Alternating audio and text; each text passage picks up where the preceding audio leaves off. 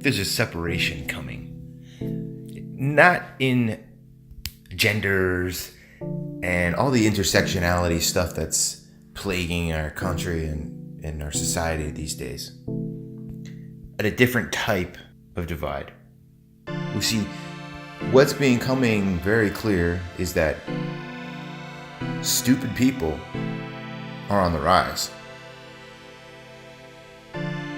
And there's this schism, there's definitely a great divide between stupid people and smart people, as the smart people are getting smarter and the stupid people are getting dumber. It's interesting, but I can say that it's probably technology that has propelled such a divide. Sure, you might say, well, these social justice warriors and all these whacktivists, and all these special interest groups that are victims and in the victimhood and all this stuff, they've all reached an apex point because of the internet. The internet has shown their causes and gotten them much support and things like this. Well, the same thing is true about stupidity, and the same thing is true about intelligence. See, the people that are intelligent, they use the internet to get themselves more intelligent. They study, they read, they learn, they engage. Dumb people, they use the internet to find funny cat memes and stuff that is like games and stuff that doesn't really help them smart, but just makes them more stupid and dumb and totally not bored. See, boredom's actually a good thing, because when you're bored, you start to think about things. You start to materialize ideas, and you meditate, and that's what you do when you're bored, if you're smart. If you're dumb, you just look at the trees and say, well, how can I not be so damn bored? And then you inevitably drink alcohol, do drugs, or just cause nuisance. But you're not really being productive. So there's a divide happening. And the reason why these SJWs are so popular is because the dumb people are starting to coalesce together, while the smart people are starting to leave the area completely.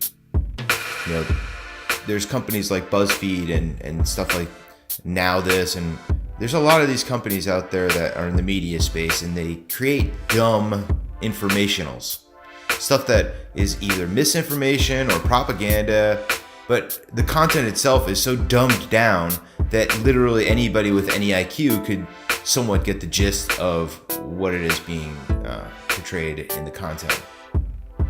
Now, this is very appealing for people that are dumb, because it's speaking their language. If you speak the language of dumb, you have authority in that aspect, because dumb people they'll always look at the TV, and they'll always look at the internet, and they'll always look at professionally written stories as being true, because they're too dumb to realize that it's not. And unfortunately, there's a lot of dumb people out there, and we can thank the school system for this as well. The United States Department of Education is dumbifying the earth in droves. Yeah, for sure. America is one of the biggest economies in the world, if not the biggest, the most powerful economy in the world, and yet we have some of the worst schools in the world. How is that possible? Unless it's by choice. See, there's a growing rise of communism that people aren't talking about, because they're cleverly calling it socialism. Actually, democratic socialism. This is what they're using as their guise. But make no mistake about it. You can call it democratic socialism all you want, but at the end of the day, it's just socialism. And socialism is a means to communism. So by proxy, it's just communism. So democratic socialism, fascism, all these other things, they're synonymous with communism, because that's what it is. Communism is the backbone. You can't have democracy with socialism, because socialism is part of communism. So it's a direct contradiction of what democracy is. Democracy only works on a capitalist structure. This is what we've shown.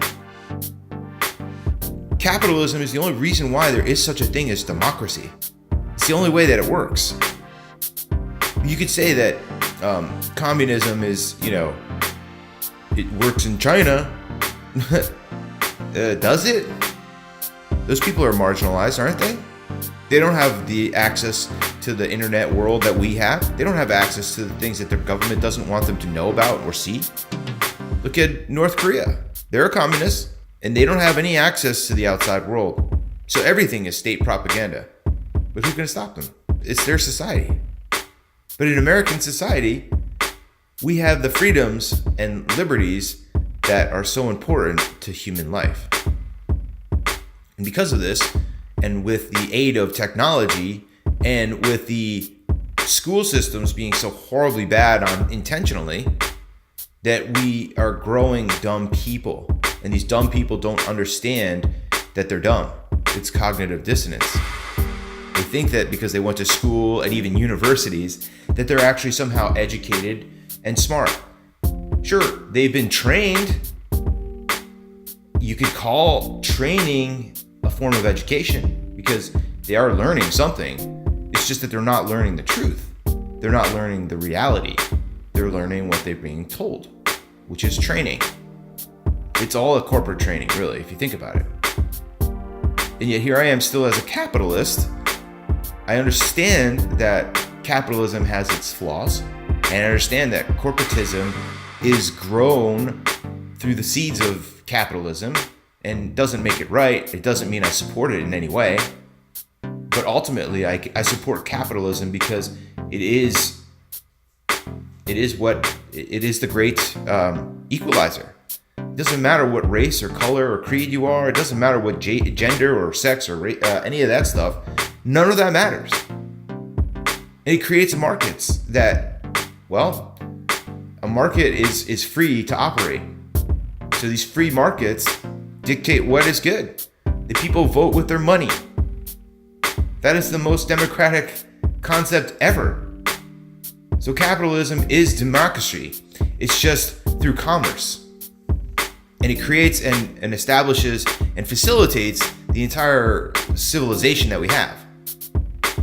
However, the dumb people don't understand this. They don't even know what this is. They don't even know what I'm saying right now because they're dumb. Instead of using the internet to learn more things, they're using the internet to just, satisfy their desires.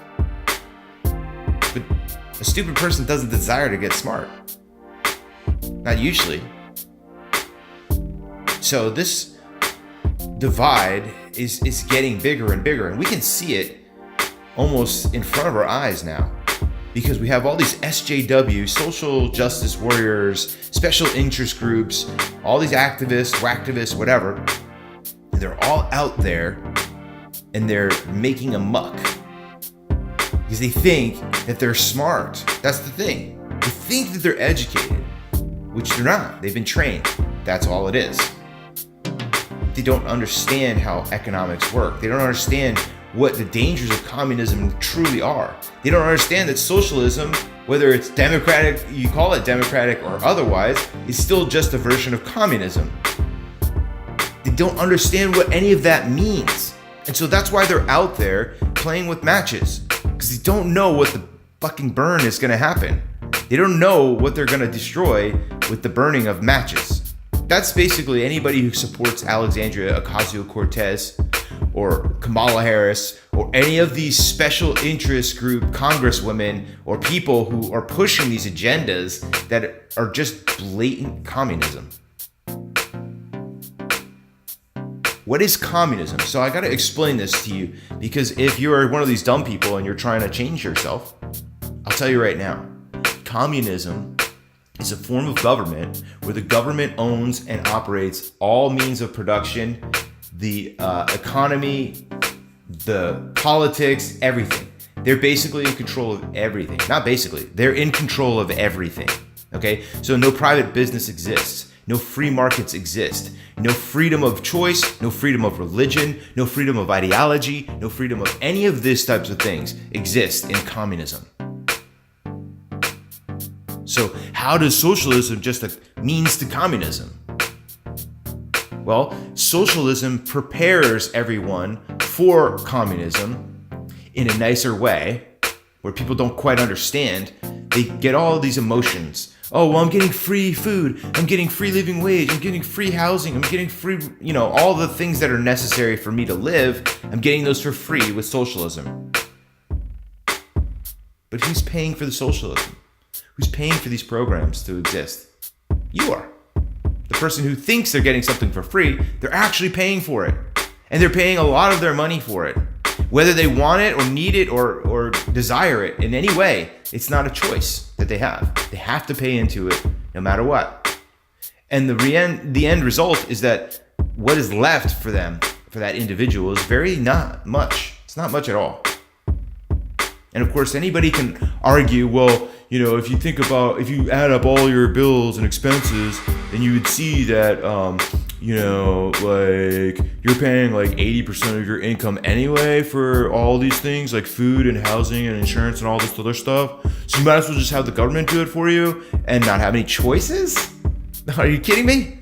That's the stupidest idea ever. But that comes from a dumb person. These dumb ideas are born from dumb people, and they're spread by more dumb people. These are useful idiots, as the wonderful, radical Saul Alinsky had said. By the way, I don't support Saul Alinsky because he's a communist. He's a radical communist. And his book has been a playbook for people like Obama, for people like the Clintons, for people like Alexandria Ocasio-Cortez, and any of these fledgling communists, socialists, whatever you want to call them. They're all communists. So that's the breakdown for you. There's a huge divide happening. And it's going to be between smart people and dumb people. And it sucks. I don't like it. I think that we should all live in happy harmony. I think if you're not smart about an issue, you shouldn't really try to chime in on it until you've learned about that issue and became smart about the issue. When people go out to vote, they need to know what the fuck they're voting for. And if they don't, they should hesitate on voting. They should do everything in their power to understand all of the issues that they're voting for or against. Because these people, these politicians, and these people that are actually smart, these people that actually went to good, universities and didn't get the same marginal educational experience as the next normal American, these people are a lot of times, they're wolves in a sea of sheep. They want greedy ideas to take place. They want to be narcissistic, and all of their negative characteristics are what's driving their politics. And if a dumb person just likes the person's face, for instance, like Ocasio-Cortez, oh, supposedly she's pretty. I think she's, honestly, I have the shallow Hal syndrome, where it's after he's been hypnotized to only see people's inner beauty. I don't see any beauty in Ocasio-Cortez. I see her ugly, disgusting communist face every time I see her, and there's not an ounce of attraction that I get from her. But there are dumb people that fall into that trap. They say, oh, this person's good looking, this person's taken care of and whatnot, so this person must be smart, this person must be good. These politicians, they must be just. How would they have gotten into power unless all these people voted for them because they knew how just and good they were? It's bullshit.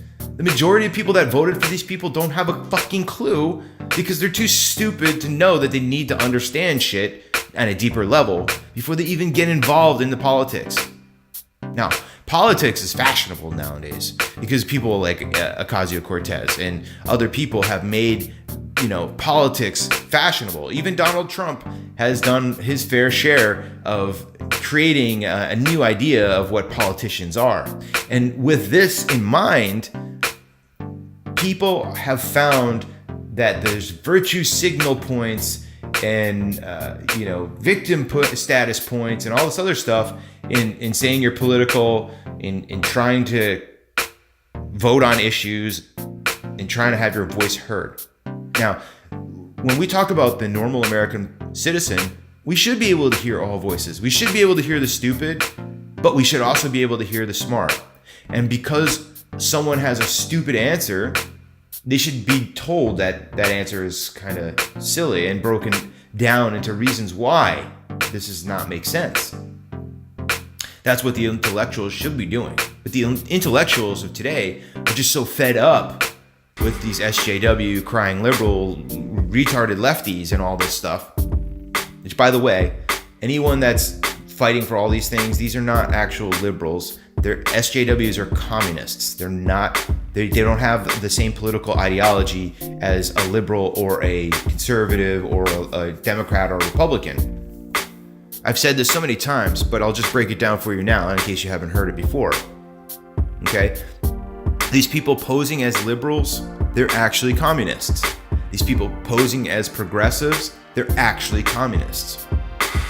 There's a lot of people even on the right and Republicans that are actually communists. Yeah, they've taken a lot of payments from countries like China. Their campaigns rely on donations from Chinese business people or the country itself and other different treasonous supplies of money.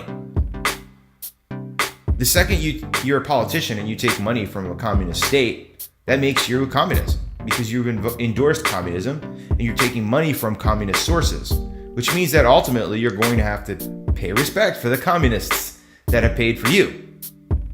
The intellectuals of today should be explaining and showing the dumb people that, first of all, they're not smart enough and that they need to learn more before they can start becoming a huge force in our country. Think about it. If you're not physically able to build a building, then you're not going to build a building. You're not going to be on the team that builds a building. But there are strong people that build a building. And that's a lot less of our society than is weak. The majority of our society is weak. So we need to realize that the Pareto effect is in full effect here. The majority of buildings, the majority of our infrastructure is built by a minority of our country's society. The majority of doctors and lawyers, they're a minority of our society. Even the politicians themselves are a minority of our society. This is the Pareto effect in action. So a minority produces the majority. And it's so true. When you think about the 1% of billionaires, whatever out there, they have the majority of the wealth of the world, yet they're a minority. It's the Pareto effect. What we're seeing right now is a divide. And it's an intellectual divide. We have intellectuals in one category, and we have dumb people in the other category. And now the dumb people, this umbrella is for everyone that is not intellectual. That's all the social justice warriors. It's all these special interest group crybabies and all these other people. They're just too dumb to realize what it is. For instance, racist people, right? People of color. There's some black people out there that are more racist than any group of people that I've ever met. There's black people that say that, having a white baby is white superiority and that those babies should be killed and families should all be killed. White people should just be genocided. There's so many people out there that think that. But those are the racists. And yes, a minority can be a majority of the racists in the Pareto effect. But some people are just too dumb to realize this. They're too dumb to realize that you can't fight racism with racism. You can't cure injustices with more injustice. That's just 101 in logic and intelligence. But apparently it needs to be said that not enough people are intelligent enough to understand that they're just useful idiots. So what do you think? Let's get a discussion down below. Thanks for listening.